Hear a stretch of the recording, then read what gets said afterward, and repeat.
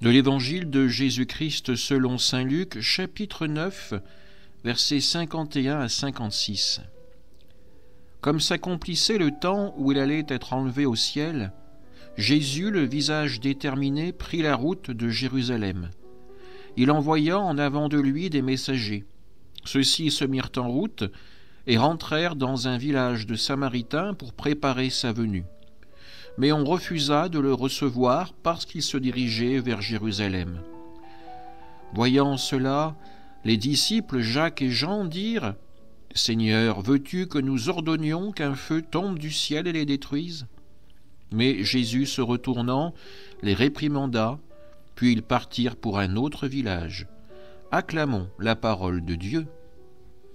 Dans cet évangile, Jésus est en chemin pour aller offrir sa vie en sacrifice pour sauver les hommes et leur permettre d'entrer dans le salut de Dieu, et il est accompagné par ses disciples, Jacques et Jean notamment, qui, en étant refusés dans un village de Samaritains, ont ces mots : « Seigneur, veux-tu que nous ordonnions qu'un feu tombe du ciel et les détruise ?»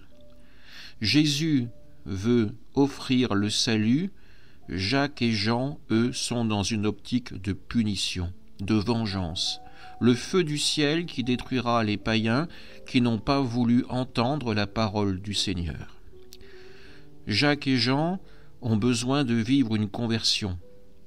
La parole qu'ils annoncent ne peut pas être imposée par la force, mais surtout par l'exemple, par l'amour et par la miséricorde.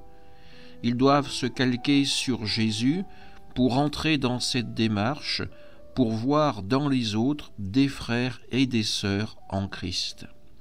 Nous sommes bien souvent comme Jacques et Jean quand nous cédons à la colère ou au désespoir, quand nous voyons que ce trésor qui nous a été donné avec l'Évangile n'est pas regardé par l'humanité, dédaigné.